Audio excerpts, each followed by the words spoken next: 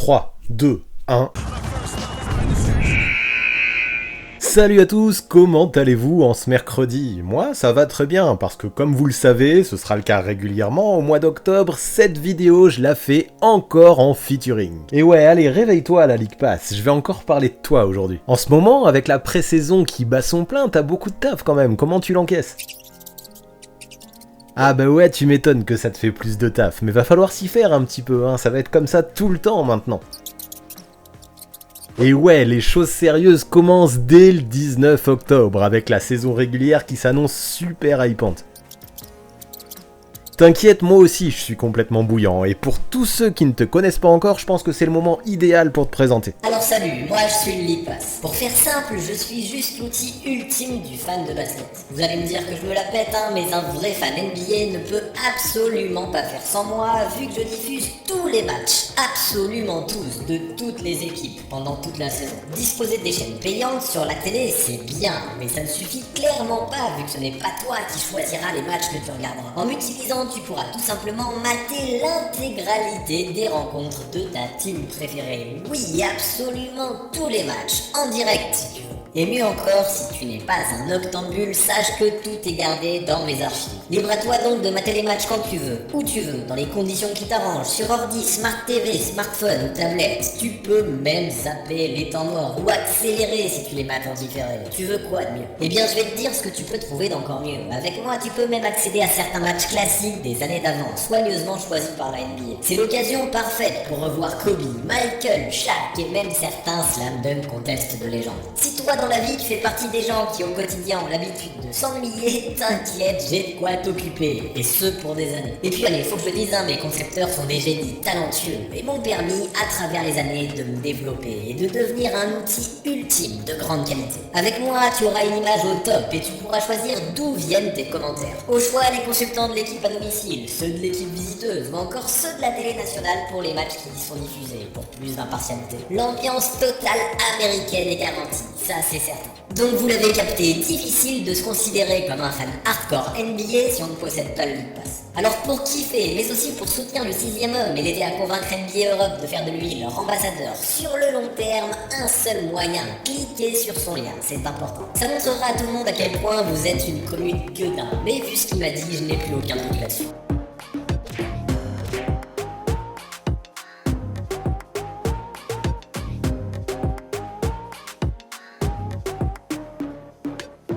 Ok, donc vous avez capté, si vous voulez profiter de tout ça, mais aussi soutenir la chaîne, vous cliquez sur le lien d'affiliation que vous trouverez dans la description. Il n'y a pas plus simple en fait. Je vous remercie donc énormément et vous allez voir, vous allez kiffer ceux qui ont pris l'abonnement. Vous vous rendrez compte que c'est juste un outil dont on ne peut pas du tout se passer quand on est fan NBA. C'est un outil létal. Mais yes, stop l'autopromo, même si c'est important et que je suis fier de vous dire que je suis l'ambassadeur de la NBA pendant le mois d'octobre. Passons au sujet du jour, en mode Crystal Ball. Et ouais, qui dit plan serré, dit Crystal Ball, et qui dit Crystal Ball, dit Best of the Live. Lundi soir encore, c'était trop cool. Après avoir étudié la conférence Est la semaine précédente, là, on s'est penché sur la conférence Ouest, en mode preview. En fait, Max et Steph, les modérateurs, mais qui s'occupent aussi de pas mal de raisons, ont fait encore un boulot monstre en me sélectionnant une question par équipe de la conférence Ouest. En fait, à chaque fois, c'était des questions qui permettaient de prévoir un petit peu la saison à venir des équipes en question, et qui permettaient également d'enchaîner sur des sondages, afin que vous me disiez à quelle place vous les voyiez situer ces franchises. Encore une fois, c'était trop cool, on a parlé de tout plein de choses, ça a débattu fort et à la fin on a eu un super classement que vous allez découvrir à la fin de cette vidéo. Mais avant tout ça, c'est parti, je réponds aux 15 questions les plus hautes de la conférence Ouest. Ok, donc aujourd'hui, on va faire une espèce de maxi preview des équipes de la conférence Ouest. Pour ça, je vais découvrir les questions que m'ont réservé les modérateurs, avec les visuels que je vais afficher. On va y répondre en direct, donc je vais vous donner un petit peu mon avis sur ces 15 questions les plus chaudes. Et en fait, ce qui va être intéressant, c'est qu'à chaque fois, de toute façon c'était la consigne, c'est des questions qui permettent aussi vraiment de prévoir la saison à venir pour toutes les équipes qui ont été choisies. Donc je vais répondre à tout ça, et ensuite, vous pourrez voter via un sondage pour imaginer la place dans le classement des équipes concernées. Ça permettra en fin de live, et ça va être un petit peu le clou du spectacle, donc si vous pouvez rester jusqu'à la fin, ça permettra en fin de live d'afficher votre classement de la conférence Ouest, ça me permettra de le commenter, de voir si je suis d'accord avec vous, et de voir quelles équipes je verrai plus haut et quelles autres équipes je verrai plus bas. Première question qui concerne les Dallas Mavericks, qui vient de N. Lorenzati de Twitter, qui me demande tout simplement si Luka Doncic est trop seul. Et au premier abord, oui, c'est ce qu'on pourrait croire, hein, et c'est ce qu'on entend, et c'est ce qu'on lit partout de toute façon, qu'il est trop seul. Mais en fait, quand j'y réfléchis vraiment, je suis pas forcément hyper d'accord. Par exemple, je pense à Trae Young avec les Hawks, qui a fait une finale de conf, et moi je me demande, est-ce qu'il est forcément mieux entouré que Luka Doncic? Et je me dis, pas vraiment. Et en parallèle, ok, Luka, il joue dans la conférence Ouest, mais jamais dans sa vie, il a passé un tour. On peut mettre beaucoup de choses sur le dos de Kristaps Porzingis, qui n'a pas été bon du tout en play-off. Mais c'est aussi, je pense, parce que Rick Carlisle l'a pas super bien utilisé et lui a demandé principalement de stretch parce que c'était Kawhi Leonard qui défendait sur lui et Rick Carlisle lui a dit d'écarter au maximum Kawhi Leonard en attendant derrière la ligne à 3 points. Donc, est-ce que c'est parce que Porzingis n'est pas bon ou est-ce que c'est parce que Carlisle l'a mal utilisé? Faut pas oublier qu'en saison, KP tournait à 20 points par match, que Tim Hardaway Jr. devait tourner à 16 ou 17 points par match aussi.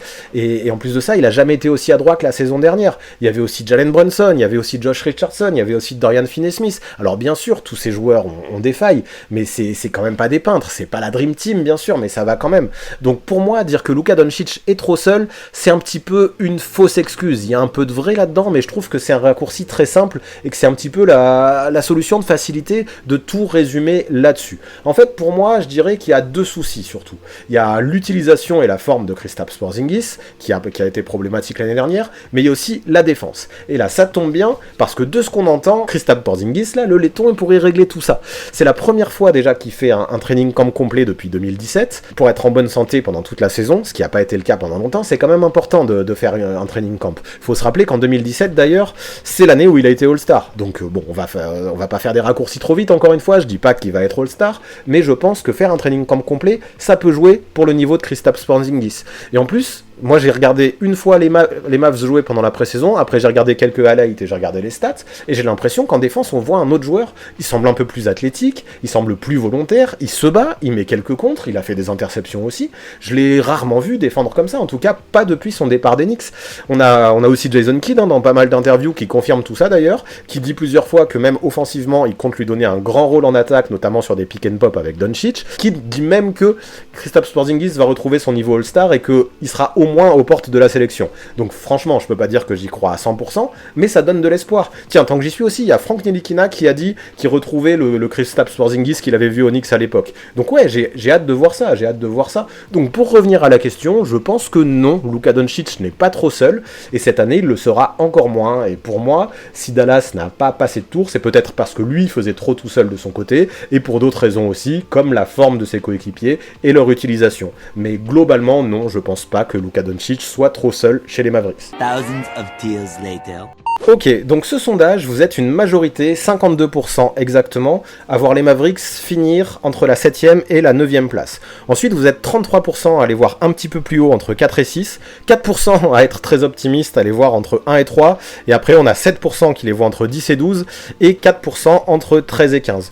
Il y en a pas mal qui pensent que Luka est toujours tout seul. D'autres qui disent qui sont satisfaits de comment Kristaps est utilisé en pré-saison, et moi je suis plutôt d'accord avec ça. L'équipe a pas vécu de gros changements, hein, à part le départ de Josh Richardson. Il y a l'arrivée de Ntilikina qui peut être intéressante pour avoir un meneur backup, en plus de Jalen Brunson, qui pourra apporter sa défense sur quelques phases, hein, si ça fonctionne pour lui. La re-signature de Tim Hardaway Jr. qui à mon avis était essentielle, et surtout l'arrivée de Jason Kidd qui peut-être apportera de nouveaux systèmes de jeu, utilisera Porzingis différemment, comme on l'a dit, mais peut-être aussi Luka différemment. Après, est-ce que ça va vraiment les faire step up? A priori, vous n'êtes pas très confiant, mais pour la réponse Luka Doncic est-il trop seul, vous êtes quand même visiblement une majorité à penser que oui, il est trop seul. Donc voilà, là-dessus on n'est pas forcément d'accord, et pour moi c'est surtout que ses coéquipiers étaient très mal utilisés jusque-là. Pour l'équipe suivante, les Nuggets, une question de Théo Jancette d'Instagram, bonjour à lui, qui me demande si les Nuggets vont rester compétitifs avec la blessure de Jamal Murray. Et moi, j'ai envie de dire, bien sûr, c'est clairement ce qui est attendu de leur part. Et en fait, je les vois même peut-être arriver encore plus fort en fin de saison que l'année d'avant.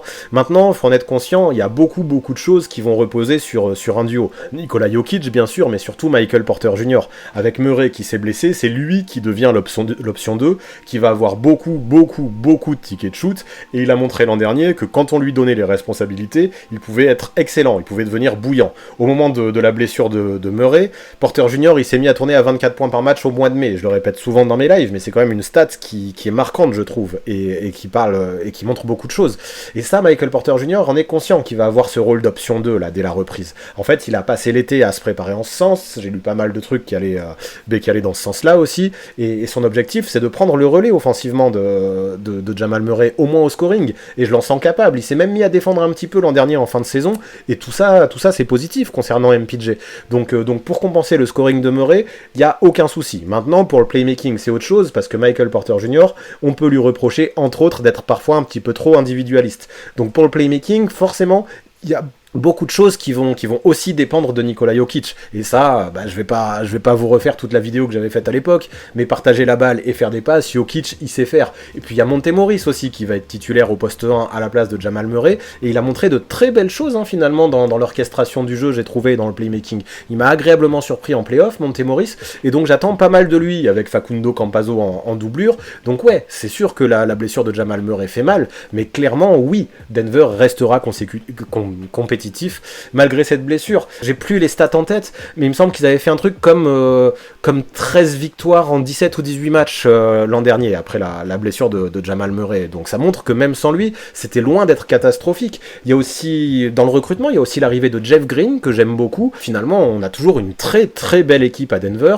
On a un Jamal Murray qui pourrait potentiellement revenir en cours de saison, donc je m'en fais pas trop pour les Nuggets. Et si on a une équipe qui arrive à bien cliquer cette saison, et j'y crois, et qu'en plus de ça, Jamal Murray arrive, je sais pas, disons un mois avant les playoffs, pour se refondre dans le collectif et essayer de les faire step up encore une dernière fois avant la post-season, clairement, je vois les Nuggets toujours compétitifs, malgré la blessure de leur meneur de jeu. Many hours later. Si on fait le bilan sur les Nuggets, vous êtes là cette fois-ci encore une très très très grande majorité, 76% exactement, à les voir finir entre la 4e et la 6e place. Vous êtes 17% à les voir un petit peu plus bas entre 7 et 9, et 7% à les voir plus haut entre 1 et 3, mais personne ne les voit plus bas, donc ça veut dire que tout le monde les voit entre 1 et 9 au pire, avec une grosse majorité entre 4 et 6. Comme moi, vous attendez beaucoup de Michael Porter Jr., vous avez confiance au frontcourt des Nuggets qui est quand même hallucinant.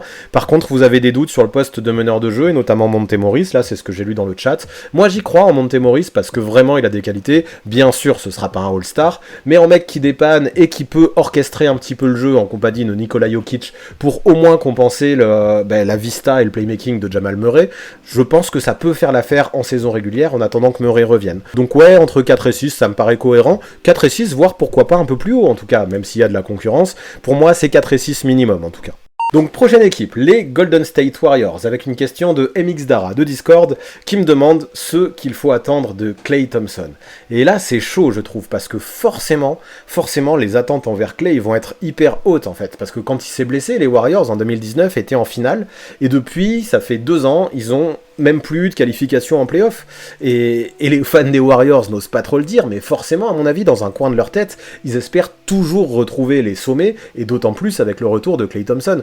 J'avais évoqué tout ça dans une vidéo que je leur ai dédiée récemment. Il y a des objectifs chez les Warriors cette saison, et on peut pas le cacher. Donc en gros, moi j'ai peur que Klay, on lui mette un petit peu tout le poids sur les épaules, même si bien sûr il va y avoir de la patience et de la tolérance avec lui, mais on a envie, en tant que fan des Warriors en tout cas, on a envie que son retour le refasse de l'équipe une équipe compétitive. Et comme je disais, c'est chaud, surtout après avoir enchaîné des blessures comme il a connu, les ligaments croisés au genou, puis le tendon d'Achille, 2 des pires blessures, voire les 2 pires blessures pour un basketteur. Du coup, est-ce qu'il peut vraiment faire tout ça? Est-ce qu'il peut vraiment à lui tout seul refaire des Warriors un contender? Et ça va dépendre de sa santé, et ça c'est difficile à dire parce que je suis pas vraiment médecin. N'empêche que dans ce que j'ai lu, il y a pas mal de points rassurants. Klay Thompson est réputé pour avoir une grosse éthique de travail, il est super bien entouré, il a pris sa rééducation très au sérieux, et surtout, ça j'en avais pas mal parlé dans une vidéo que j'avais sortie l'année dernière à propos de Kevin Durant, la médecine a énormément progressé pour tout ce qui est opération du tendon d'Achille. J'en parlais à une pote kiné qui m'a expliqué un petit peu, je vais pas rentrer dans les détails techniques aujourd'hui, mais qui m'a expliqué aujourd'hui comment les opérations étaient faites, et là ça fait 5-6 ans que vraiment les progrès sont immenses. Donc ouais, c'est des opérations qui sont beaucoup moins traumatisantes, ne serait-ce que comparé à l'époque de Kobe, et on s'en remet jamais beaucoup mieux. Puis Klay Thompson n'a que 31 ans, donc ça va. Et ce qui me rassure encore plus, c'est que son jeu, c'est un shooter, c'est pas un jeu qui est non plus hyper basé sur l'explosivité. C'est un gars qui va mettre de gros shoots, et il s'est pas blessé ni à l'épaule, ni au coude, ni au poignet, ni à la main. Et croyez-moi, en plus de ça, à mon avis, les séances de shoot ces derniers mois, il les enchaîne et il en bouffe méchamment de chez méchamment. Donc pas de doute, à son retour, on peut attendre qu'il continue à mettre des gros shoots, des gros buckets dans tous les sens. Il lui faudra peut-être un petit peu de temps pour retrouver le rythme et s'adapter à son retour. Peut-être qu'il aura aussi un petit peu de mal en défense les premiers mois, pour le temps de retrouver son explosivité. Et encore, franchement, c'est un mec qui est tellement dur, qui est tellement tough. Rappelez-vous, en 2019, il voulait continuer à jouer malgré sa blessure au genou, malgré les tendons d'Achille rompus. Donc ouais, les attentes, elles sont hautes, et je comprends pourquoi, parce que moi-même, son retour, j'y crois fort. Donc ouais, si je dois répondre à la question que doit-on attendre de Klay Thompson, on attendra de lui au moins qu'il permette aux Warriors de retrouver les playoffs, et pourquoi pas même d'en refaire, allez, un contender, ou au moins un outsider, j'ai envie de dire. What follows is a brief construction montage. Alors si on fait le bilan concernant les Warriors, vous êtes 41% à les voir terminer entre 4 et 6, mais c'est serré. Vous êtes aussi 38% à les voir plus bas entre 7 et 9, et 21% à les voir entre 1 et 3. Donc les Warriors, par rapport aux prédictions, c'est vraiment une équipe qui divise. On les voit soit au sommet, soit entre 7 et 9. Par contre, personne ne les voit en dessous de la 9e place. Donc pour tout le monde, ils iront au moins en play-in, voire en play-off quand même. Vous avez l'air d'y croire au retour de Klay Thompson, dans ce que j'ai lu. Beaucoup s'inquiètent pour la défense. C'est ce que je disais aussi. Peut-être qu'il va avoir du mal à retrouver le rythme en défense. Et encore, franchement, je pense qu'il peut vite retrouver ça. Peut-être les premières semaines, voire les premiers mois, il aura du mal. Et vous avez l'air d'y croire, de toute façon, à son retour de Klay, qu'il va être très adroit. J'ai lu bien sûr aussi qu'il ne sera pas le seul à avoir la pression de faire step up la team. On a un Jordan Poole qui fait une pré-saison de grand malade pour l'instant, on a un Wiggins qui doit confirmer sa saison précédente, l'arrivée d'Otto Porter Jr. aussi, je la trouve très intéressante. Il ne sera pas le seul à avoir cette pression sur le dos, d'autant plus que lui ne va arriver que fin décembre. N'empêche que, si on parle de la question que doit-on attendre de Klay Thompson, ce sera lui, à mon avis, le symbole de ce revival des Warriors, s'il doit avoir lieu. Prochaine équipe, les Rockets, avec une question de Alesk Rob 1 de Instagram, qui me demande comment organiser la jeunesse à Houston. Et ouais, j'avoue que c'est un chantier un petit peu, parce qu'il y a une belle liste de jeunes qui est intéressante. Il y a Kevin Porter Jr., il y a Jalen Green, il y a Alperen Sengun, il y a Kenyon Martin Jr., Ousmane Garouba, il y a Jason Tate, il y a Josh Christopher, il y a même Christian Wood, on peut le considérer encore dans la jeunesse, il doit avoir 26 ans. Peut-être que j'en oublie en plus. Enfin, ça fait quand même une grosse liste de jeunes potentiellement talentueux qu'il va falloir faire jouer. De toute façon, pour moi, il faut juste les faire jouer un maximum, il faut les tester de toutes les façons possibles, et c'est ça que devra faire Stephen Silas. Pour moi, de toute façon, ce sera le seul vrai objectif des Rockets cette saison, donner un maximum d'expérience à tout ce groupe de jeunes pour les aider à se développer, en les testant dans beaucoup de conditions, dans beaucoup de systèmes, dans différents rôles, et voir en fait qui, à terme, aura les épaules suffisamment larges pour qu'on construise autour de lui à Houston. En fait, moi, je veux vraiment qu'il donne un max de responsabilité, un max d'opportunités à chacun. Il y a beaucoup de débats, je sais, sur qui sera l'option 1 entre Jalen Green et Kevin Porter Jr. Mais moi, je me dis, on s'en fout complètement, ça. Enfin, on s'en fout de cette hiérarchie. Tant que les deux ont suffisamment le ballon et l'occasion de se montrer, moi, ça me conviendra. Si tantôt c'est Jalen Green, si tantôt c'est Kevin Porter Jr., peu importe, tout ira bien. L'idée, de toute façon, c'est de faire un maximum de tests. C'est une année un peu laboratoire pour moi à Houston. Et j'aime bien le fait qu'il y ait quelques vétérans autour. Il y a Eric Gordon, il y a Daniel Theis, il y a DJ Augustin aussi. Tous sont des joueurs intelligents en plus, qui ont une vraie expérience de la NBA, qui permettront qu'il y ait un minimum de fond de jeu aussi, je pense, chez les Rockets. Et ça, c'est important. C'est pas... Quand il y a des jeunes, ça a tendance à être trop de la contre-attaque et de la course, sans aucune construction sur demi-terrain. Et la présence de vétérans, qui jouent peut-être moins à fond, qui sont capables d'avoir plus de recul et plus de patience, ça permet d'avoir un vrai fond de jeu, et ça, je pense que c'est vraiment important dans le développement. Donc pour moi, c'est assez clair, pour répondre à cette question, on va aller vite, donner un maximum d'opportunités à chacun des jeunes, pour voir qui sera la nouvelle star, un petit peu, c'est primordial. Donc c'est la meilleure façon, à mon sens, d'organiser la jeunesse à Houston, pour répondre à Alesk. Later, in the void. Ok, pour les Rockets, c'est pas très étonnant, vous êtes 80% à les voir en toute fin de classement entre 13 et 15, et 17% à les voir juste au-dessus entre 10 et 12, personne ne les voit plus haut, et c'est vrai, de toute façon, c'est une équipe qui va développer la jeunesse, comme on l'a dit, c'est une équipe en reconstruction, vous êtes pas mal dubitatif sur Christian Wood, et je peux vous comprendre aussi, je trouve qu'il a peut-être atteint son plafond, et qu'il est peut-être un peu surcoté, faire des stats dans une équipe qui tank et qui joue la fin de classement, pour moi, ça n'a pas trop de sens, ou pas trop de valeur, donc il va devoir vraiment confirmer encore cette saison, même si l'équipe va pas jouer grand chose, mais ce serait bien qu'il prouve avec moins de blessures qu'il peut vraiment être un joueur à la hauteur cette saison. En tout cas, ça suffira pas à votre avis, et je vous rejoins là-dessus, pour qu'il puisse vraiment viser haut tout de suite. Donc c'est une année où ça va jouer le développement à Houston, et on verra bien ce que Jalen Green, ce que Kevin Porter Jr., ce que Christian Wood et tous les autres peuvent faire dans cette équipe, avec des vétérans qui, je le répète, sont plutôt intéressants. Prochaine équipe, les Clippers, avec une question, j'ai l'impression, qui brûle les lèvres de beaucoup. Une question de Robin Favre, Favre-Robin, selon ton pseudo Insta. Paul George peut-il se mettre en mode MVP ? Eh ben clairement, là c'est ce qu'on va attendre de lui cette saison, pas plus, pas moins. Dans la tête des analystes, on le voit, de toute façon, les Clippers sont encore contenders malgré la blessure de Kawhi. On parle d'un retour anticipé pour Kawhi Leonard, mais j'ai quand même du mal à y croire. Même s'il a un côté un peu cyborg, on a vu comment il est avec ses blessures, comment il prend le temps, on a vu comment il a été avec les Spurs, et je me dis qu'il reviendra pas s'il n'est pas capable d'être à 100 voire à 110%.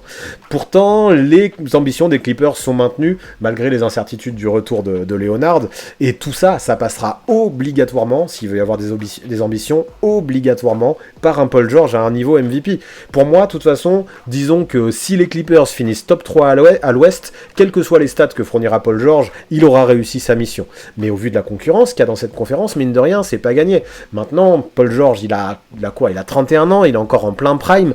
L'année dernière, il fait une grosse saison, un truc genre 23-5-5 ou 24-6-5, enfin un truc comme ça, et je me rappelle en playoff, ça c'est un truc dont je suis à peu près sûr, sur les 8 matchs que George a disputé sans Kawhi, non seulement il a fait des gros cartons, mais dans les 2 séries contre Utah et Phoenix, au total, il a tourné à 30-11-6 sans Kawhi, donc c'est quand même énorme, et ça c'est clairement des chiffres de MVP, donc ouais, il est capable de se mettre en mode MVP, ça j'en doute pas, qu'on retrouve un petit peu le Paul George qu'il y avait chez les Pacers à 31 ans, je pense qu'il est pas trop tard, mais de toute façon, moi je le répète, ce que j'attends de lui, c'est pas forcément qu'il fasse des chiffres si ouf à plus de 30 points par match. Ce qui m'importe, pour le considérer en mode MVP, c'est qu'il permette aux Clippers de gagner suffisamment de matchs. Ça se trouve, un Paul George à 23, 24, 5-5, ça peut suffire. Tant que les Clippers gagnent, il peut être en mode MVP sans avoir des stats non plus qui sont gargantuesques. Et quoi qu'il arrive dans cet effectif, de toute façon, il y a moyen de faire de belles choses. Je l'aime bien ce roster. Finalement, il est resté assez stable. Il y a l'arrivée de Bledsoe, même si c'est un joueur que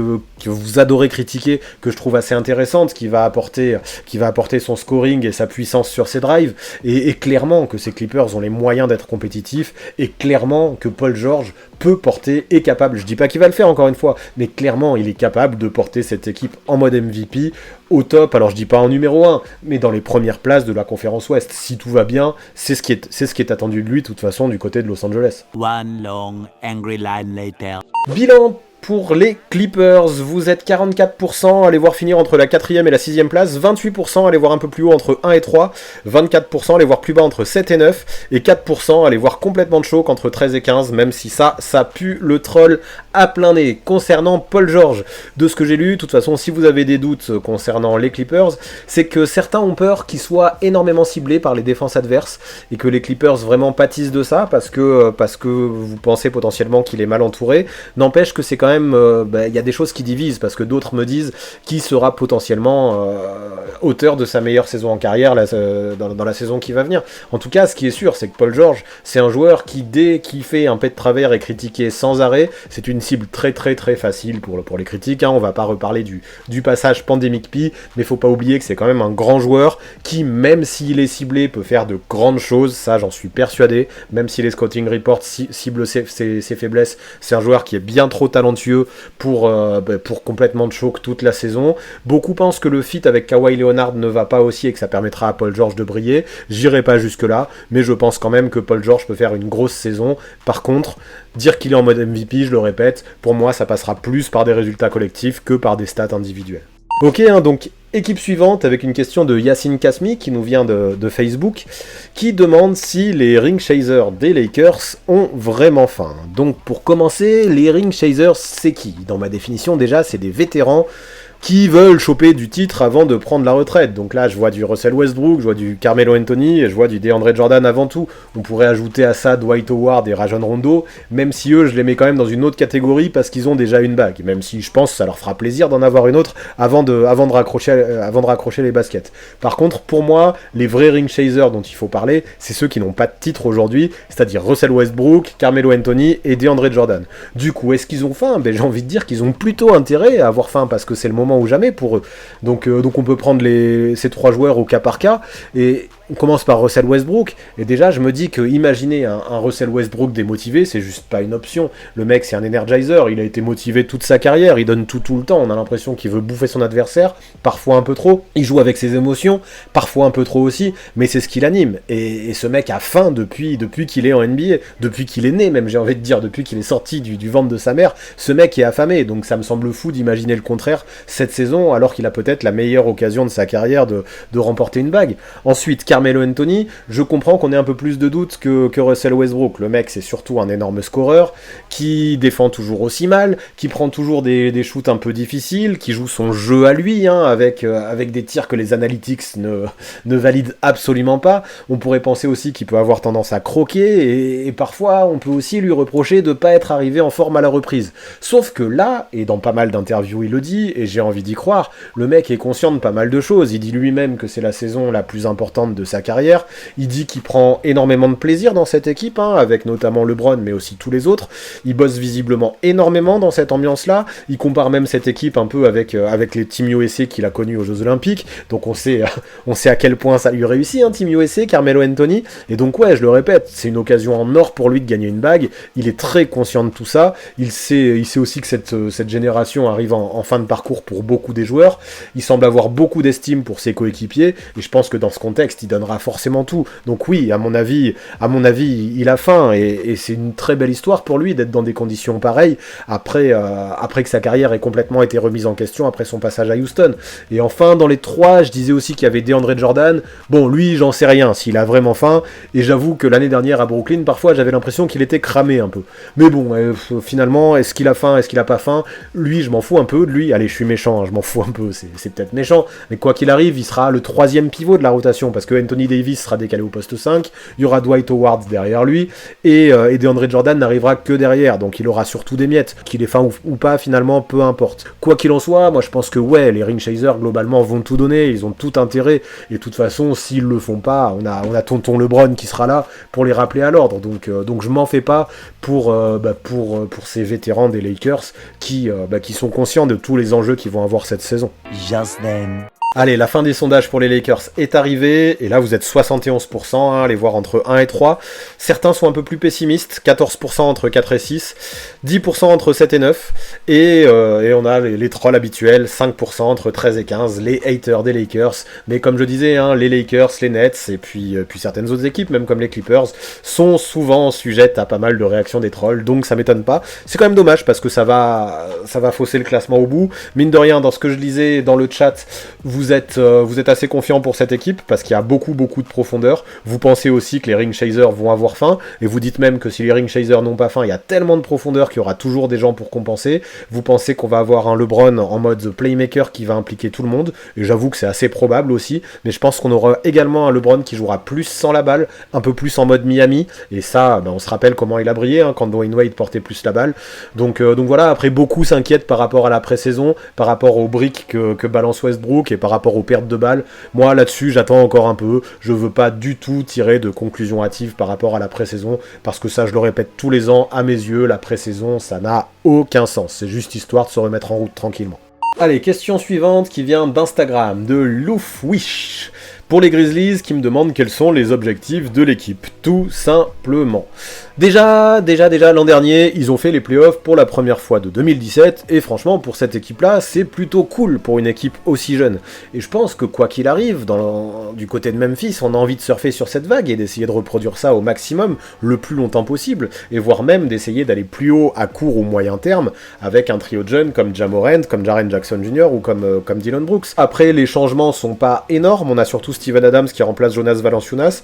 Je suis pas hyper fan de ce move, parce que Steven Adams a quand même moins de talent offensif que Valanciunas, tout ça c'est indéniable, mais bon, il apportera quand même sa patte, il apportera des choses différentes, il apportera sa dureté, sa défense et son rebond, et pourquoi pas, surtout dans une équipe comme Memphis, qui a toujours, quoi qu'on en dise, une identité grit and grind qui est forte. Pourquoi pas ce remplacement de Valanciunas par Adams au poste de pivot, mais de toute façon, pour moi, toutes les attentes et tous les objectifs se situeront autour du trio composé par Morant, Jaren Jackson et Dillon Brooks. C'est même plutôt presque le duo qui est composé par Ja Morant et Jaren Jackson. Donc comment vont-ils continuer? On pourrait rajouter Brandon Clark aussi qui est sur la photo, même si je le mets un petit peu derrière, faudra voir. Lui, il a fait une saison sophomore qui m'a un peu déçu, notamment parce qu'il a changé sa mécanique de shoot et qu'il mettait plus rien dedans.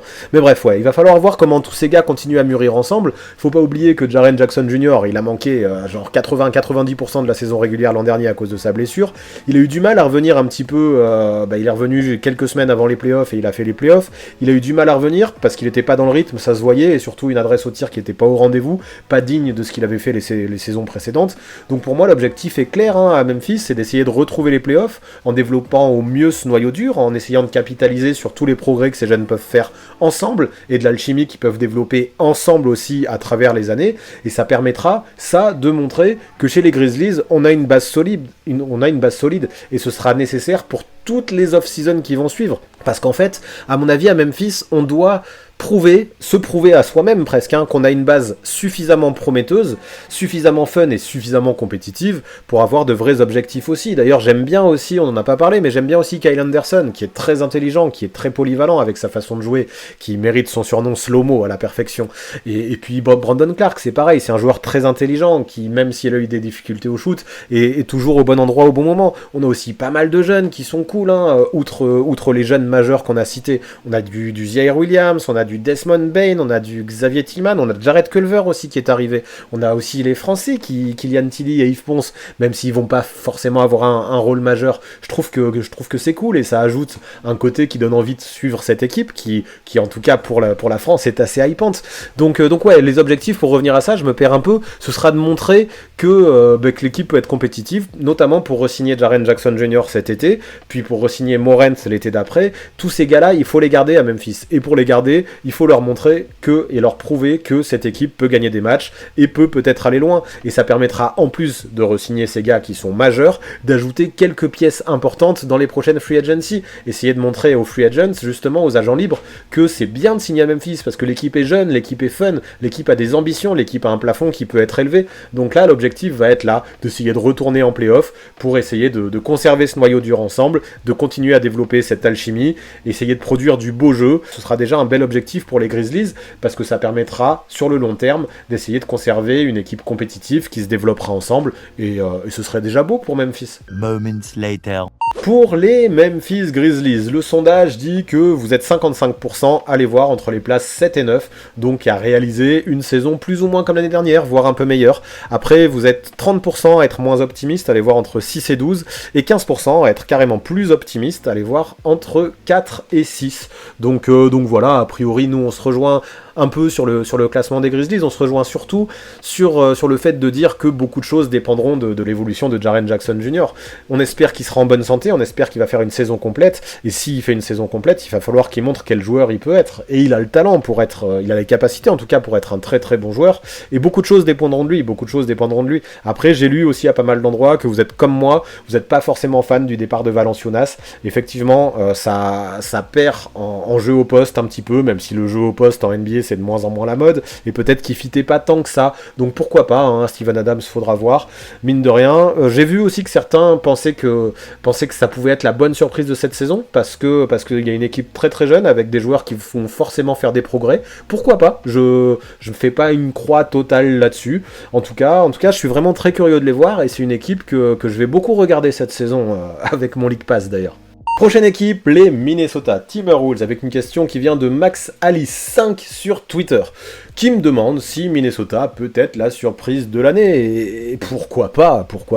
J'ai l'impression que avec Minnesota, on est un peu sur l'équipe la moins châteuse all-time. Pourtant, il y a du niveau, hein. On a du Anthony Edwards, du D'Angelo Russell, du Karl Anthony Towns, mais il y a tout le temps des blessures ou des choses qui vont pas, et les blessures ou encore des emprisonnements de joueurs comme Malik Beasley.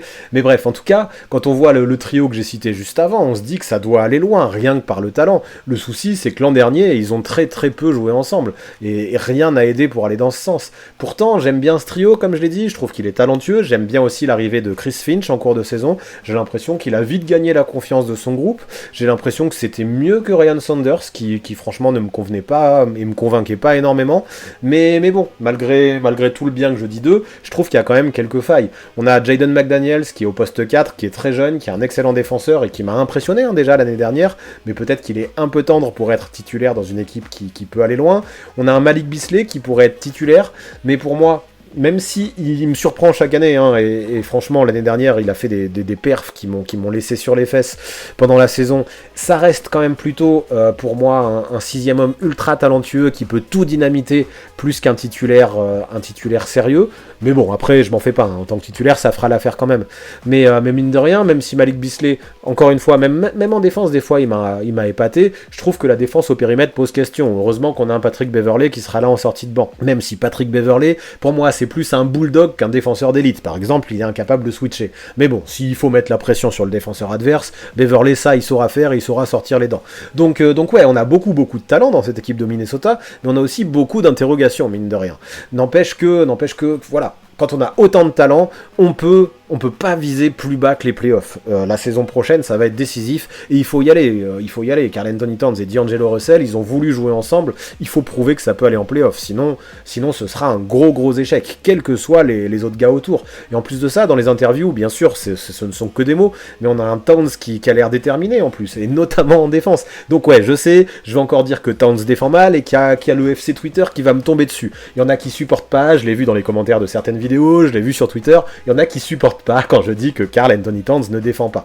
Et c'est vrai, je peux comprendre, parce que les outils, il les a, quand il veut, il peut, et il est capable de faire de très bons passages, de très bons flashs défensifs. Le problème, c'est que ces outils et ces flashs sont pas assez fréquents, et au bout d'un moment, faut être honnête, pour moi c'est flagrant. Il suffit de les regarder, les Wolves, et j'imagine que les fans des Wolves de Twitter, je les regarde, les regarde jouer, les Wolves, et son body language à Karl Anthony Towns en défense, c'est pas du tout le même qu'en attaque. On peut pas dire qu'il est constamment motivé, et pour ceux à qui l'impression visuelle ne suffit pas, en fait, il faut juste regarder les stats. Les Wolves l'année dernière, ils étaient dans le top 3 des pires défenses de la ligue en termes de defensive rating, et Cats était dans le top 5 des pires défenseurs de l'équipe. Donc au bout d'un moment, dire que Towns défend comme un chien, je suis pas d'accord avec ça. Je veux bien que les stats aient des limites, qu'on peut pas tout miser sur le defensive rating, mais l'impression visuelle plus ça, au bout d'un moment, c'est flagrant. Par contre, je le redis, il a les outils pour être un bon défenseur. Il est capable d'être un bon défenseur. Sur de grosses phases, il est capable de l'être. Le problème, c'est que j'ai pas l'impression qu'il avait cette motivation. Maintenant, tant mieux.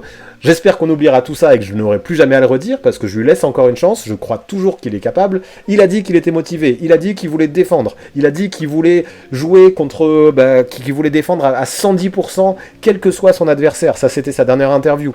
Et il a plutôt intérêt, parce que il va avoir des mecs comme Embiid, des mecs comme Jokic. Donc en fait, c'est ça le problème. Si tu défends pas contre ces mecs-là, vu leur talent en attaque, ça se voit tout de suite, et ça peut être handicapant. Donc il a intérêt à se donner à 110%. Il l'a dit, et je le crois, je veux bien, mais maintenant il faut qu'il les tienne, ses promesses. Je le mets pas dans la catégorie définitive des mauvais défenseurs parce qu'il a toutes les qualités. Maintenant, je veux qu'il ait l'envie, qu'il ait la volonté, qu'il ait la hargne et qu'il oscille un peu plus. Il a plein d'excuses avec tout ce qu'il a vécu psychologiquement, avec tout ce qu'il a vécu hors des terrains et même avec les blessures qu'il a connues. Maintenant, let's go. Les excuses, il les a plus. L'envie, elle doit être là. Il doit avoir les dents longues. Il doit avoir une motivation de fou. Et donc, j'attends beaucoup de Karl Anthony Towns. En attaque, il a fait ses preuves, mais en défense, je veux qu'il joue joue avec intensité. Lui-même a dit qu'il allait s'inspirer de Patrick Beverley, qui voulait être une teigne, et j'attends que ça.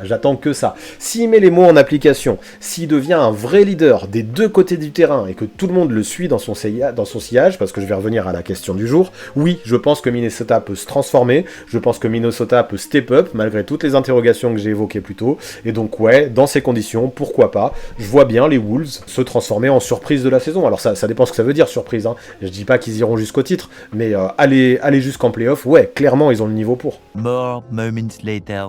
Alors pour les Timberwolves, vous êtes assez pessimiste. Vous êtes 63% à les voir entre la 10e et la 12e place, et 19% à les voir entre 13 et 15. Donc une grande majorité à les voir tout au fond du classement de la conférence Ouest. Après, il y en a quand même 13% qui les voient entre 7 et 9, et 6% qui les voient entre 4 et 6. Mais personne ne les voit au-dessus. En même temps, 1 et 3, c'était sûrement un peu haut pour Minnesota. Maintenant, globalement, vous êtes d'accord avec moi. C'est une équipe qui a plein de potentiel, qui a plein de qualités, qui peut espérer viser haut, avec un Karl Anthony Towns qui a plus de volonté, avec un Anthony Edwards dont on attend beaucoup de step-up, mais vous êtes assez d'accord pour dire qu'il manque, pour l'instant, il manque ce fighting spirit à Minnesota. Il manque la chance, hein, aussi, je l'ai dit, c'est une des équipes les moins chanceuses all-time, mais il manque aussi ce fighting spirit. Et peut-être que ce fighting spirit peut venir avec une santé qui serait un peu plus au rendez-vous, avec une cohésion qui serait un peu plus développée, avec un Chris Finch qui arriverait encore à porter ça vers le haut. Et tout ça, moi, je veux pas non plus dire que j'y crois totalement pas, dans la mesure où la fin de saison de l'année dernière, même si elle n'était pas non plus excellente, comme je le lis parfois, elle était quand même prometteuse. Il y a des belles choses qui se sont montrées l'année dernière, et j'aimerais bien que Minnesota surfe sur cette vague.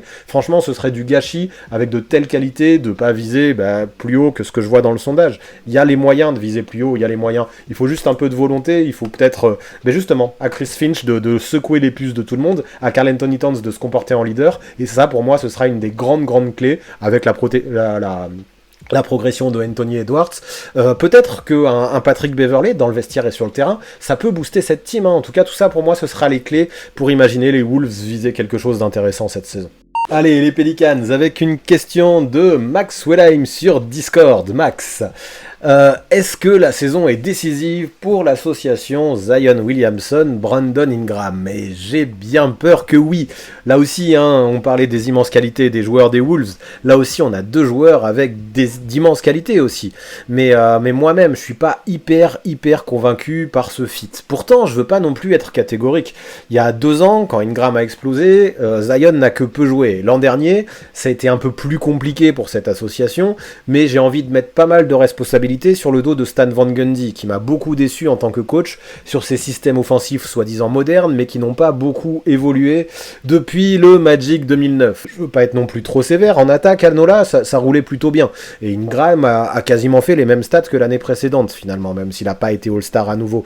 Donc voilà, avec un Zion qui portait beaucoup la balle, ça fonctionnait pas si mal, ce duo, offensivement. Je pensais qu'ils se marcheraient beaucoup plus sur les pieds, c'était pas trop le cas. Donc ouais, ils peuvent être potentiellement complémentaires en attaque.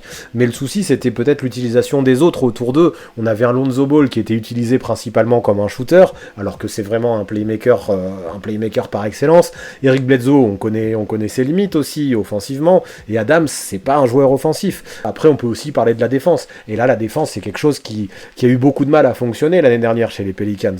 Zion et Ingram ont quelques outils aussi, mais ils sont loin d'être des défenseurs élites, je les mets même un peu en dessous de la moyenne, et autour d'eux, à part Josh Hart et un Lonzo Ball qui est maintenant parti, il n'y avait pas non plus d'énormes talents défensifs. Et puis je sais pas si ça va s'améliorer. Devonte Graham qui arrive, que j'aime beaucoup et qui a des qualités bien à lui, qui est un bon shooter, un bon playmaker, c'est pas un défenseur comme Lonzo Ball non plus. En tout cas, pour l'instant, si je fais le bilan, il faut revenir à ce duo parce que je m'éparpille encore une fois, tout ce qu'ont montré Zion Williamson et Brandon Ingram, c'est que c'est un duo qui peut être talentueux, mais qui ne se suffisait pas à lui-même.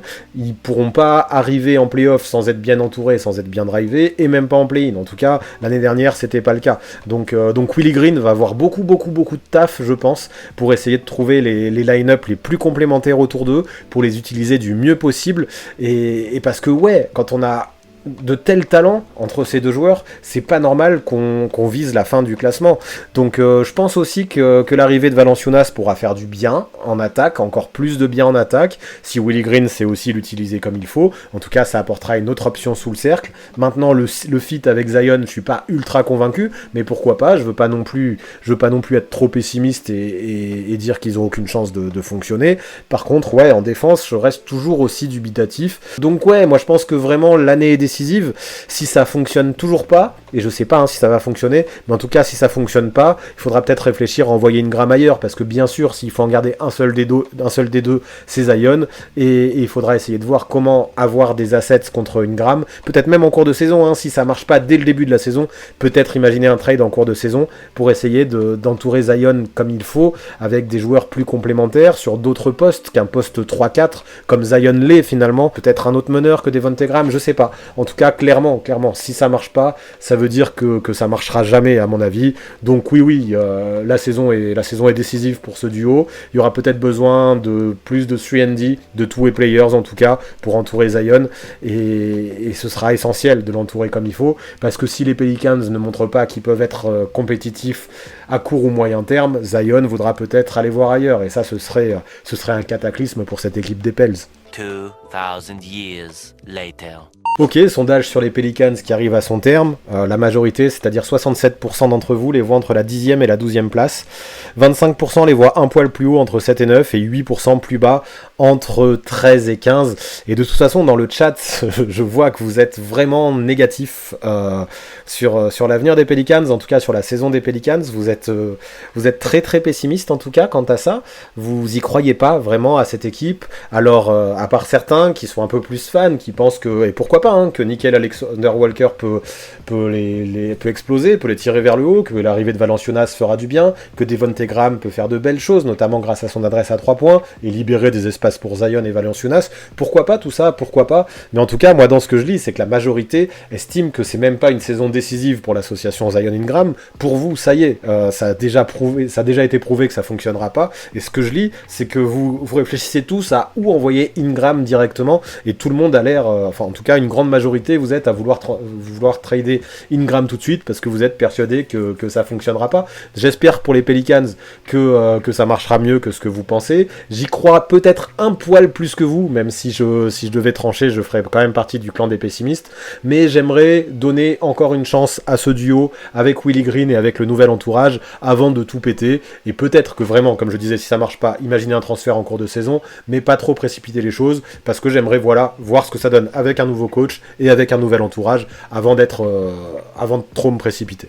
Prochaine équipe, le Oklahoma City Thunder, avec une question de Najib de Discord qui me demande si dans cette équipe il ne manque pas des vétérans. Et si vous connaissez un petit peu ma façon de fonctionner, clairement que si, ça manque de vétérans dans cette équipe. J'en parlais un petit peu plus tôt en évoquant Houston notamment, j'en parlais aussi la semaine dernière en parlant de Détroit.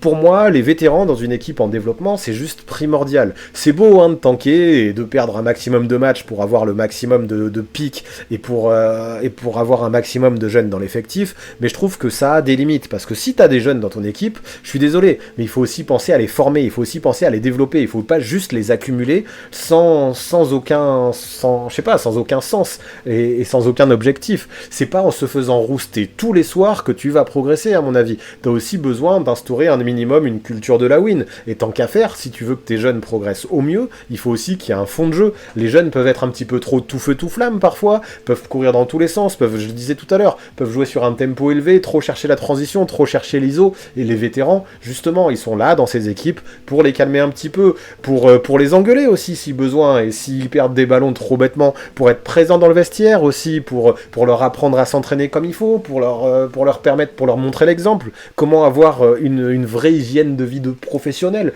Et tout ça, c'est un rôle de vétéran qui, à mon avis, est essentiel quand on a une équipe de jeunes. Et donc, ouais, je pense que cette équipe manque de vétérans. talent, et il y avait Al Horford l'année dernière qui était primordial dans ce rôle, et là, heureusement qu'il y a Derek Favors, mais ça suffit pas, parce que Derek Favors, ok, il peut montrer l'exemple, ok, il peut avoir une voix dans le vestiaire, mais c'est pas lui qui, sur le terrain, va gérer le tempo du jeu et permettre un fond de jeu de se créer, d'autant plus qu'on a un coach qui est assez jeune aussi, avec Marc Daigneault, et vraiment, cette équipe, ok, hein, il y a du talent, c'est sûr, mais ce talent, j'ai envie qu'il soit développé au maximum, et pour être développé au maximum, il y a besoin d'exemples, il y a besoin de modèles, et donc ouais, ça manque de joueurs expérimentés, notamment sur les postes arrière. Après, bon, mine de rien, c'est vrai que je suis très content, j'en profite pour parler de Théo Malédon, je suis content que Théo Malédon, ce soit déjà un vrai pro, que ce soit déjà un joueur très mature, qui se soit formé à l'Asvel, hein, qui a déjà joué l'Euroleague, et qui sait déjà tout ce que le haut niveau demande.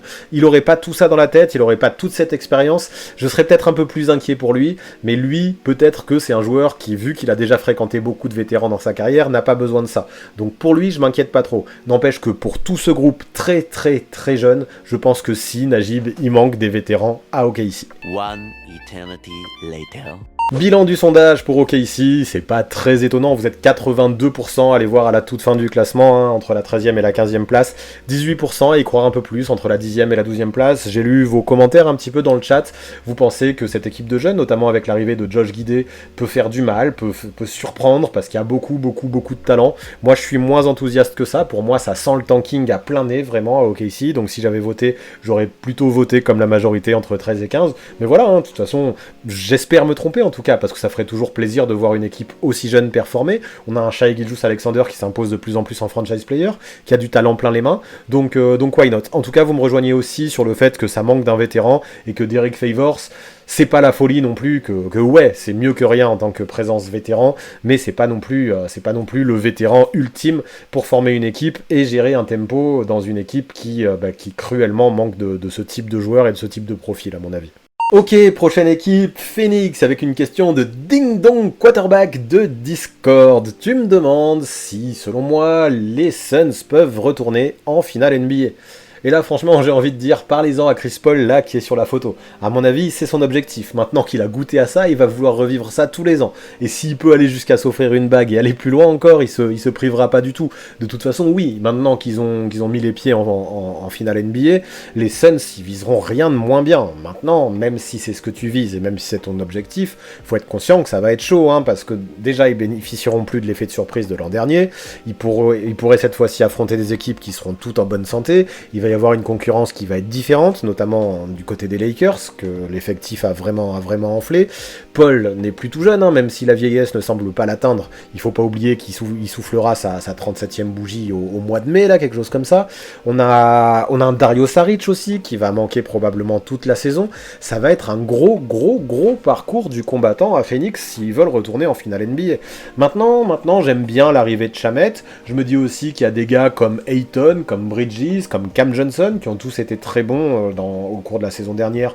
Et Ayton, plus c'est allé, et plus il s'est développé, donc eux, ça va continuer aussi, c'est obligé, donc ça peut pousser l'équipe vers le haut. Je pense aussi que tous ces gars ont pris un vrai boost d'XP, et ça, c'est important pour la jeunesse. Je parlais d'instaurer une culture de la gagne qui était très important pour développer les jeunes, et ça, Phoenix là, et je pense que ils ont pris un boost d'XP x 1000 avec le parcours qu'ils ont vécu l'an dernier. Et puis on a un Devin Booker, c'est un peu la même quand j'y pense, il a que 24 ans, et il peut aller encore vers le haut. L'aventure de l'an dernier, pareil, ça l'aura fait mûrir, c'est sûr et certain. Ça me rassure aussi si je vais plus loin dans le recrutement, j'avais presque oublié, ils ont recruté McGee en doublure d'Ayton, et ça je trouve ça intéressant, surtout avec la blessure de Saric, parce que Kaminsky en finale, ça me semblait un petit peu léger pour rentrer au poste 5, donc McGee c'est plutôt pas mal, hein, même s'il a ses failles, ce qu'il fait, il le fait très bien, et il a déjà montré qu'il pouvait il pouvait jouer quelques minutes dans une équipe qui a des ambitions, donc McGee je trouve que c'est pas mal. Ouais, on a encore une bien belle équipe, hein, sérieusement là, j'y réfléchis, on a encore un roster qui est intéressant. On a de la jeunesse, on a de l'expérience, on a du combat. Faut pas oublier Jay Crowder, hein, qui est toujours là. De toute façon, quand t'as Chris Paul et Jay Crowder dans l'équipe, tu sais que ça va se bastonner et que ça peut tirer tous les autres vers le haut. Michael Bridges, c'est un super exemple aussi en termes de combat. J'aime bien. Donc ouais, on a beaucoup de doutes, hein, que j'ai évoqué plus tôt, mais on a une belle équipe. Après, voilà, si je suis honnête, je fais pas du tout des Suns mes favoris pour aller en finale NBA. Même si ce serait une grosse cote, je suis même pas sûr que je mettrais 10 balles dessus. Par contre, je veux pas donner un non définitif. Je vais pas dire qu'ils ont aucune chance d'aller en finale NBA parce qu'on a un bon roster, on a une continuité qui est intéressante, on a pas mal de jeunes qui vont se développer, des doutes aussi qui font que je vais pas être trop enthousiaste et trop m'enflammer. N'empêche qu'on a une belle équipe et puis voilà, j'ai envie de finir avec un petit dicton en me disant que avec le point god tout est possible. On dirait un discours de campagne politique ça. 12 seconds later. Fin du sondage pour les Suns, et la saison qu'ils ont réalisée l'année dernière vous a vraiment hypé visiblement, vu que vous êtes 71% à les voir finir entre 1 et 3 à l'ouest, et 29% entre 4 et 6. Personne ne les voit plus bas que la 6ème place, et ça clairement je peux comprendre, ça aurait été très compliqué de les mettre plus bas que la 6ème place.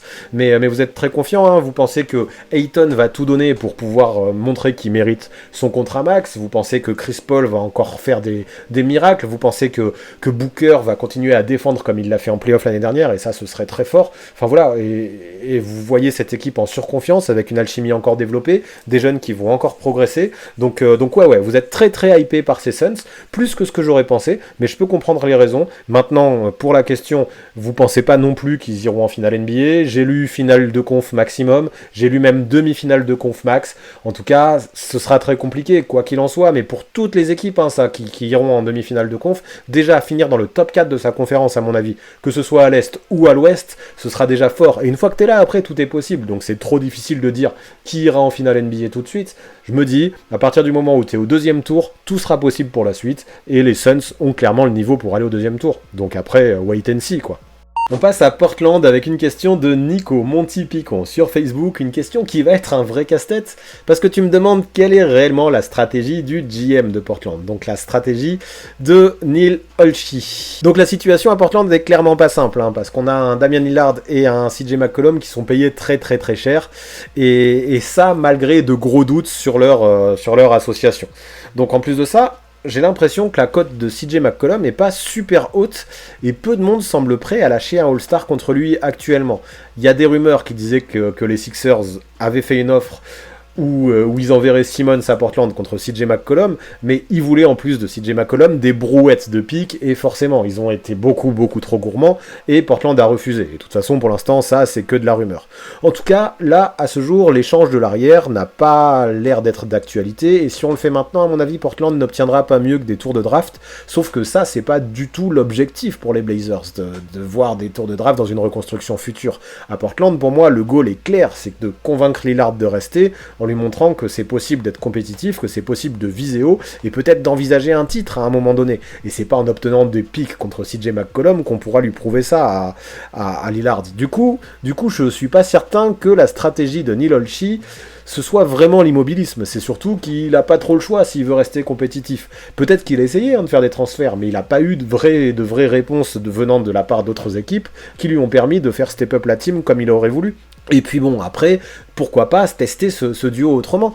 Il faut se rappeler qu'en 2019, c'est qu'ils ont fait leur finale de conf, donc c'est pas si vieux 2019, c'était il y a 2 ans. Donc rien n'est totalement perdu autour de ce duo. Donc plutôt, à mon avis, si on reparle de la stratégie de Olshey, plutôt que de prendre trop de risques et de tout péter, de toute façon il n'avait pas les moyens de tout péter et de faire step up la team, il a voulu essayer autre chose. Le gros souci l'année dernière, à mon avis, à Portland, c'est qu'en défense, Robert Covington était beaucoup trop seul. On avait un Terry Stotts qui était un coach qui était clairement offensif, qui n'avait pas créé de vrais schémas défensifs autour de Covington, et en fait la défense de Portland, des fois j'avais l'impression qu'elle se résumait à un Covington qui switchait partout autant qu'il pouvait pour rester le plus possible sur le ballon, et qui était beaucoup trop seul, et ça ne marchait pas. Tu peux pas juste avoir un joueur qui défend et cacher les 4 autres. Je sais, j'abuse et je schématise, mais c'était un petit peu ça. Là on a décidé à Portland de faire venir Chauncey Billups, qui dès le début, dans toutes les conférences de presse, n'a fait que parler de défense, en disant que quels que soient les joueurs, stars ou non, s'il ne faisait pas le minimum d'efforts défensifs, voire même le maximum d'efforts défensifs, il verrait vite le banc. Alors pourquoi pas, je me dis. Je pense que c'est ça en fait la stratégie du GM. Il n'a pas réussi à faire des moves qui permettaient à l'équipe de step up réellement. Du coup, il a changé de coach pour essayer de changer l'identité de cette équipe. Et changer l'identité de cette équipe, ça peut potentiellement les tirer vers le haut. Maintenant, si au bout de 1 mois ou 2 ça marche pas, ça me surprendrait pas peut-être de le voir appuyer sur la gâchette pour transférer un CJ McCollum.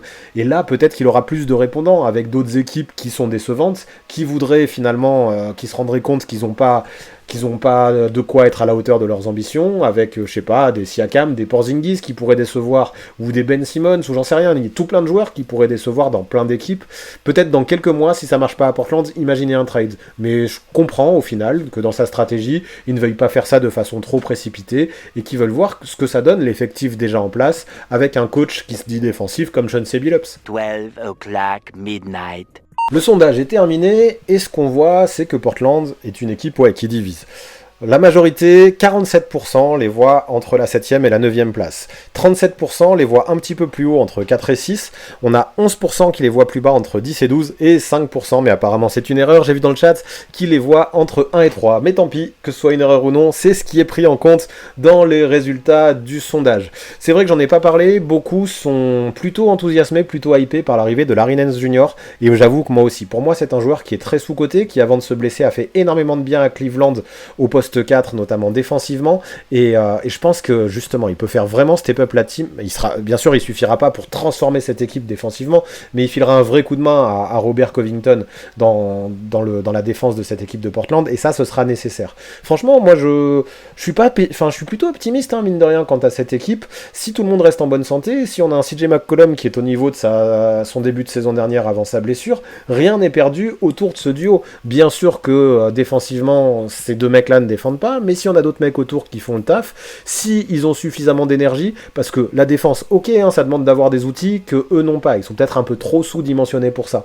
N'empêche que quand tu as de l'énergie, de la volonté et une envie de bien faire, tu fais presque 50% du taf, et un mec comme Billups peut leur permettre de faire ça. Donc moi je pense que j'aurais voté entre 4 et 6 pour Portland, même si vous êtes une majorité, allez voir un peu plus bas, mais peut-être que je suis trop enthousiaste. On verra ça en cours de saison, voir si je me trompe, ou si c'est plutôt vous qui avez raison. Mais s'ils sont en bonne santé, je pense que ça peut être une bonne équipe qu'on va voir à Portland cette année. On passe direct aux Sacramento Kings avec une question de Clamart sur Discord, qui me demande si il faut mettre De'Aaron Fox, Tyrese Haliburton et Davion Mitchell ensemble dans le 5 pour avoir des wins, j'imagine. Et là non, je suis pas forcément d'accord, en tout cas pas maintenant. Je dirais que c'est bien trop tôt. Déjà, je suis pas hyper fan des rotations à 3 arrières, à moins d'avoir un peu de taille. Peut-être que je me trompe, mais en tout cas, moi je me dis que c'est trop tôt. J'ai l'impression que ce trio est pas ultra complémentaire en vrai. On a vraiment 3 arrières, et puis quid de Buddy Hield? Est-ce qu'on l'utilise en 6e homme de luxe parce qu'il est toujours dans l'effectif? Pourquoi pas après, imaginez une rotation comme ça, mais là pour l'instant ce serait pas ma première idée. Faut peut-être pas mettre la charrue avant les bœufs non plus. Davion Mitchell a fait une Summer League de malade, ça c'est sûr. Il a fait une saison en NCAA de dingo, ça c'est sûr. Il fait même une pré-saison plutôt intéressante. C'est un défenseur exceptionnel, j'ai aucun doute là-dessus. Il est capable de relever le défi face à des mecs plus grands que lui malgré son 1m88. Tout ça c'est tout à son honneur. En plus de ça, il a 23 ans, donc il est déjà très mature. Mais avant de le mettre dans le 5, tranquille, j'aimerais bien voir ce qu'il vaut en NBA. Défendre sur des stars de NCAA ou des mecs de Summer League, c'est déjà très bien. D'autant plus pour un rookie, de voir qu'il a déjà fait ça, c'est très bien de voir qu'il a ça sur son CV. Mais ça veut pas dire encore qu'il est capable de limiter un Kyrie ou un Stephen Curry. Ce sera peut-être pas la même. Je dis pas qu'il est pas capable. Je dis que avant d'être titularisé, vu que la défense c'est quand même son point fort, il doit faire ses preuves. Donc je trouverais ça abusé, par exemple, que dès le début de la saison, il prenne la place d'un Buddy Hield, par exemple. Hield, qu'on l'aime ou qu'on l'aime pas, parce qu'il a des qualités mais aussi de vrais défauts, n'empêche qu'il a prouvé des choses malgré sa saison compliquée l'année dernière, et il mérite un peu de respect. Harrison Barnes, c'est pareil, si tu veux le faire jouer au poste 3, il mérite quand même plus qu'un Davion Mitchell. Pour moi, Harrison Barnes, c'est un joueur qui est beaucoup trop sous-coté à mes yeux, et qui est quand même essentiel par son intelligence de jeu et sa polyvalence. Bon, après, si tu mets Fox, Haliburton et Mitchell ensemble, tu peux toujours faire jouer Barnes en 4, et c'était peut-être ton idée, Clamart, quand tu m'as posé cette question. Donc pour finir de répondre à ça, je dirais que pour l'instant, c'est trop tôt pour titulariser ce trio et pour dire que c'est le meilleur moyen de gagner, parce que pour l'instant, aucune preuve n'a été faite, et même moi sur le papier, j'émets encore quelques doutes. Maintenant, pourquoi pas y réfléchir en cours de saison, quand on aura une idée plus précise de ce que chacun peut apporter, de comment peuvent évoluer ces gars ensemble. Mais là, j'ai l'impression que de toute façon, et je vais être un peu méchant, mais vous me connaissez un petit peu quant à Luke Walton, quel que soit le line-up qui sera utilisé à Sacramento, tant que ce sera Walton le coach, ça aura du mal à gagner. Je vois pas beaucoup de fond de jeu là-bas, je vois très peu de cohérence dans ses rotations, ses discours sont rarement intéressants, il me convainc pas pas ce mec, il me convainc pas. Alors c'est sûr que je tire à balles réelles sur lui depuis pas mal de lives et vous allez dire que je l'ai dans le viseur. Mais ouais, si, en fait je l'ai dans le viseur parce que je le trouve mauvais et je trouve que ce qu'il a fait en tant que remplaçant de Steve Kerr à Golden State, c'est un petit peu l'arbre qui cache la forêt parce que là-bas tout était déjà construit par Steve Kerr. Lui il a juste exploité des choses qui avaient déjà été mises en place, mais il a rien créé. Et là quand on lui demande de créer quelque chose, on voit vraiment ses limites. Non, Luke Walton en coach, j'y crois pas. Donc pour moi, si tu veux réfléchir à gagner à Sacramento, avant de réfléchir à mettre Fox, Haliburton et Mitchell ensemble, de toute façon, quel que soit le 5, j'ai envie de dire que le principal moyen, ce serait d'abord d'évincer Luke Walton, qui est encore là principalement pour des raisons financières, malheureusement. 20 minutes later.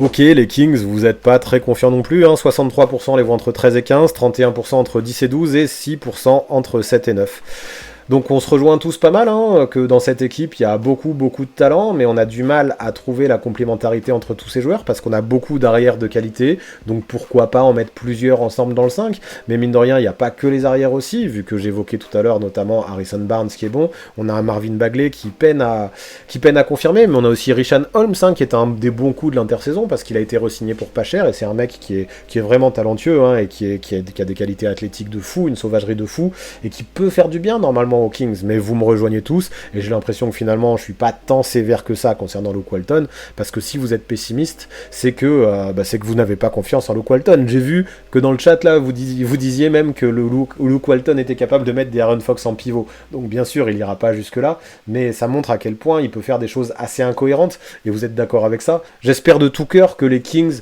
arriveront à faire quelque chose, parce que De'Aaron Fox c'est un joueur que j'aime beaucoup, Tyrese Haliburton m'a surpris énormément, et j'ai adoré sa saison l'année dernière, Davion Mitchell, vous rejoignez tous là-dessus sur le fait que ça peut être une dinguerie en défense. Franchement, je veux parler d'Harrison Barnes tout à l'heure. Buddy Hield, bien sûr qu'il a ses failles, mais ça peut être un sniper d'élite. Il y a quand même beaucoup de belles choses dans cette équipe. C'est juste que, déjà, ils n'ont pas forcément les profils adéquats pour tous jouer ensemble, mais en plus de ça, ils n'ont pas le coach pour assembler tout ça.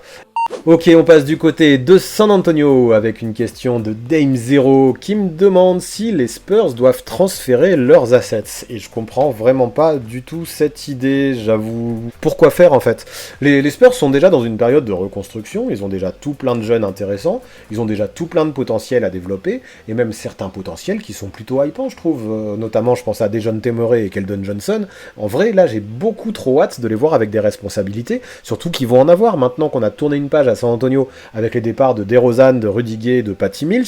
Ils vont être gavés de ballons ces deux-là, ils vont avoir plein de tickets shoot. Dejounte Murray qui a fait déjà de gros progrès la saison dernière peut en faire encore plus. Keldon Johnson il fait partie de mes joueurs favoris pour exploser cette saison.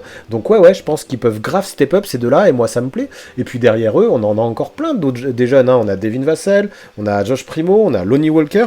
Tout ça peut être des bonnes surprises je pense. On a Jacob Poeltl aussi là je vois sur la photo que j'ai failli oublier qui va progresser lui aussi. En fait on a une vraie base de jeunes, et bon, bien sûr ça va pas gagner des matchs, mais c'est pas l'objectif. L'objectif c'est de développer les jeunes, et en plus maintenant je pense que vous l'avez compris tout au long de ce live, j'aime bien quand il y a certains vétérans pour encadrer les jeunes, et finalement là il y en a, on a Tadeusz Young, on a Doug McDermott, on a Al-Farouq Aminu, on a Bryn Forbes qui revient aussi, et même Derrick White qu'on peut presque commencer à considérer comme un vétéran, parce qu'il doit avoir un truc genre 27 ans, donc ouais, moi cette équipe, je pense qu'elle est cool. On a des mecs talentueux qui peuvent potentiellement pas devenir des méga superstars, mais au moins des stars ou d'excellents titulaires, avec Keldon Johnson et Dejounte Murray. On a tout plein de jeunes qui peuvent devenir des bonnes surprises. On a des vétérans pour les encadrer, un peu d'expérience. Donc ouais, toutes les bases me semblent présentes pour imaginer une vraie reconstruction, un vrai rebuild. Donc pour le moment, moi je pense que cette base, San Antonio, ils doivent la garder, notamment avec un coach comme Popovich. C'est trop tôt, à mon avis, de faire un package pour imaginer faire venir une superstar. J'aimerais bien voir ce qui valent avec des responsabilités, ces mecs comme Keldon Johnson et Dejounte Murray, mais c'est aussi beaucoup trop tôt pour virer tout le monde, pour obtenir des pics. Donc on n'a pas assez de connaissances, je trouve, actuellement sur le plafond de tous ces jeunes. Donc cette année apportera sûrement des réponses pour l'avenir. Et pour moi, cette année, les Spurs, ils ont une équipe qui correspond à leurs objectifs. Donc je ne pense pas que les Spurs doivent transférer leurs assets actuellement. 1 hour later. Allez, c'est la fin du sondage. Pour les Spurs, vous êtes 53% à les voir en toute fin de classement entre 13 et 15, 41% quand même à les voir un peu au-dessus entre 10 et 12, et peut-être que j'aurais voté entre 10 et 12 moi, mais je pense que j'aime beaucoup trop Dejounte Murray et Keldon Johnson, donc j'ai quand même un peu d'espoir en eux, et 6% entre 7 et 9 qui eux sont très optimistes et pensent que les Spurs peuvent être une vraie surprise avec ce noyau de jeunes intéressant, ces quelques vétérans et Greg Popovich, et pourquoi pas, j'y crois plus que d'autres équipes comme Sacramento, comme Houston ou comme OKC. Donc pour moi, ça va peut-être être les équipes entre 13 et 15, et je vois les Spurs au moins un cran au-dessus, et pourquoi pas un peu plus haut encore si tout clique et si Dejounte Murray et Keldon Johnson arrivent à s'afficher en leader comme ce qu'on attend d'eux en tout cas.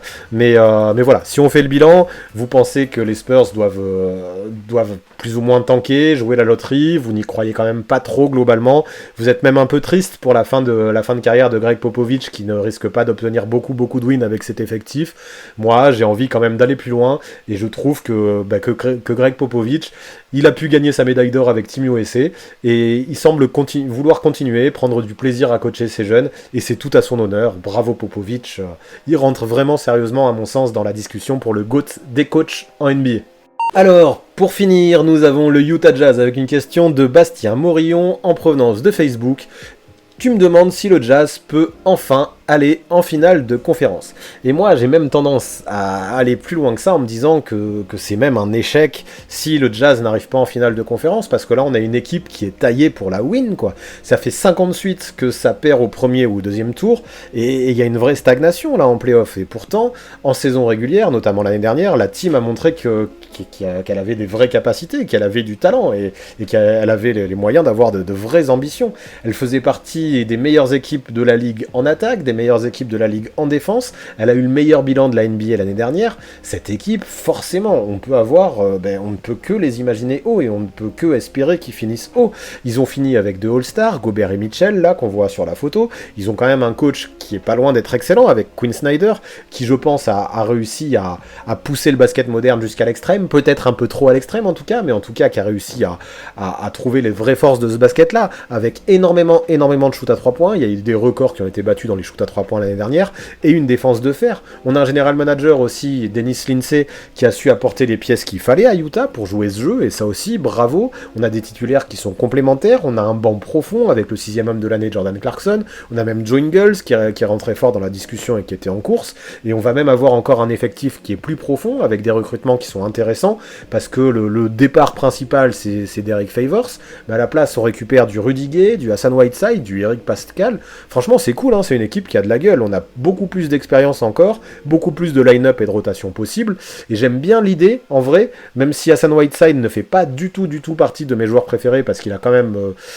même tendance à trop chercher le contre, mais peu importe, dans son profil, j'aime bien cette idée de le voir en tant que rotation de Rudy Gobert, quand Rudy Gobert il ira se reposer. J'aime beaucoup aussi l'XP et le QI basket de Rudy Gay. Non, ce roster me plaît vraiment. Maintenant, il faut être conscient d'autres choses aussi. On a des pièces importantes comme Mike Conley et comme Joe Ingles qui vieillissent. Et en fait, j'espère surtout que Mike Conley pourra avoir la santé cette saison, parce qu'on l'a vu ces dernières années, il est de plus en plus souvent blessé, et ça peut faire mal, ça a fait mal en play-off. Après, en play-off, ce qui a fait du mal aussi, c'est que comme je disais, en fait, Utah shoot beaucoup à 3 points. C'est une équipe qui, offensivement, peut un peu vivre et mourir par son adresse à 3 points, même si bien sûr ils peuvent faire d'autres choses, et notamment avec un Jordan Clarkson qui a rien mis des playoffs, ça a fait du mal au Jazz, quand l'adresse est pas là, Utah a plus de mal à gagner. Donc voilà, il va falloir espérer que Conley et les autres, de toute façon, restent en bonne santé, il va falloir espérer que les 3 points rentrent même au moment où ça compte, et si ça se passe, ouais, ça doit faire une finale de conf au minimum.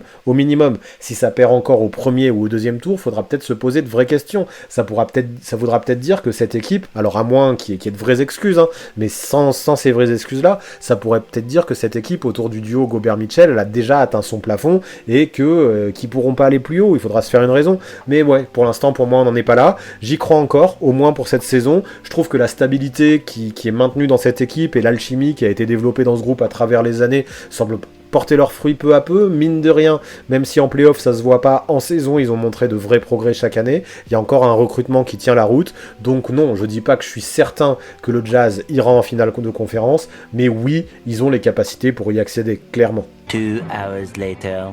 Ok, bilan sur le Jazz, vous êtes optimiste, parce que 88% les voient finir entre 1 et 3, et 12% entre 4 et 6. Personne ne les voit plus bas, donc autant dire que vous avez de grosses attentes pour Utah. En fait, ce qui vous plaît, c'est que c'est une équipe qui a déjà fait ses preuves en saison, comme je disais, qui a fait de bons petits ajustements à l'intersaison avec de bons recrutements. J'ai presque oublié Jared Butler aussi qui arrive, et qui pourrait avoir un peu de temps de jeu, notamment si Mike Conley est blessé. Donc ouais, la clé, ça va être la santé, et je pense aussi l'adresse à 3 points, je le répète, mais là-dessus, j'ai eu l'impression qu'il n'y avait pas trop de différence avec ce que je pouvais dire dans le chat, donc là-dessus on est d'accord, et clairement il va y avoir de gros objectifs, et c'est une saison très importante pour le Jazz. Ce serait bien dommage d'échouer encore au premier ou au deuxième tour, donc à eux enfin de réussir à trouver le bon créneau et à step up en playoff. Et de toute façon, comme je disais aussi tout à l'heure, une fois que tu es au deuxième tour, une fois que tu es dans le top 4 de ta conférence, tout est possible, et peut-être que cette fois-ci, enfin, le vent tournera du côté de Salt Lake City, et avec tout ce qu'ils ont créé là-bas et toute l'intelligence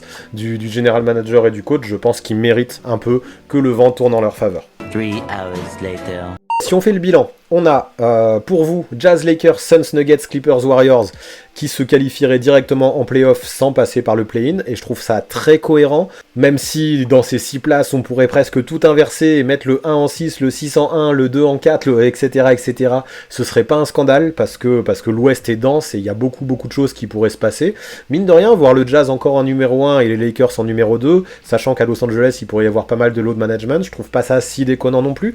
Enfin c'est vraiment très serré, je pense, entre ces places 1 et 6.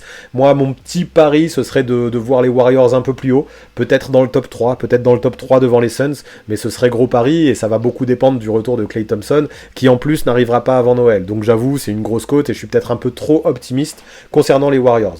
Ensuite, les 4 équipes que vous voyez passer par le play-in, ce sont les Blazers, les Mavericks, les Grizzlies et les Wolves, et ça aussi, je trouve ça cohérent.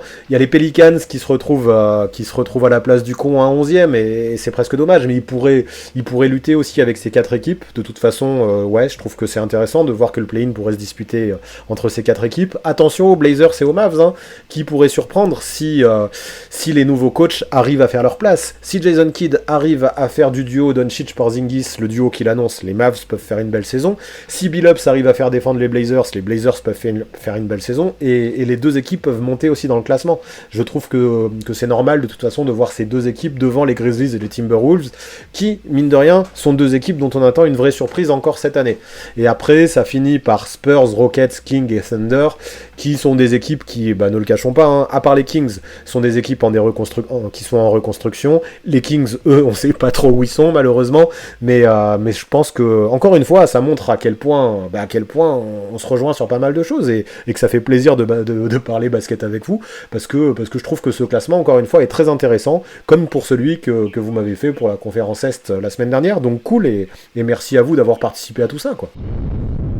Voilà pour ce qui est de la conférence Ouest, voilà pour ce qui est de ce nouveau Crystal Ball. Bon, est-ce que ça vous a plu? Est-ce que grosso modo vous êtes d'accord avec ce classement qu'a produit la communauté? Dites-moi un petit peu quelles équipes vous verriez plus bas et quelles équipes vous verriez plus haut. Franchement, n'hésitez pas, à chaque fois c'est un régal de voir les tendances de la commu dans les commentaires, donc faites vos plaisirs, donnez-moi vos avis, aussi variés et différents soient-ils. Et pour revenir aux questions qu'on a posées, finalement le meilleur moyen d'avoir des réponses super précises, ce sera de regarder un maximum de matchs via le League Pass par exemple, avec mon lien d'affiliation tant qu'à faire. Ouais, je force, mais ce serait quand même dommage que vous oubliez ça. Et pour finir, vous connaissez les bails, on s'abonne à la chaîne, on active la cloche pour recevoir les notifications, on lâche un maximum de pouces bleus et on rédige ses meilleurs commentaires. Tout ça pour le référencement. Tous ceux qui ne le feront pas, j'obligerai leur team de cœur à signer Luke Walton pendant 10 ans de contrat en tant que head coach, alors faites attention. Et allez, stop les bêtises, et pour terminer, faut que je le précise, pour le soutien ultime de chez Ultime, vous maîtrisez, c'est encore et toujours sur Tipeee que ça se passe. Gros big up à tous ceux qui sont là mois après mois, vous êtes des boss. Franchement, je ne pourrais pas me passer de ce soutien. Et si la chaîne en est là aujourd'hui, c'est en grande partie grâce à vous. Merci. Et vous, là, derrière la caméra, si vous voulez les rejoindre, surtout, n'hésitez plus. Là aussi, encore une fois, il y aura toutes les infos dans la description. À très vite.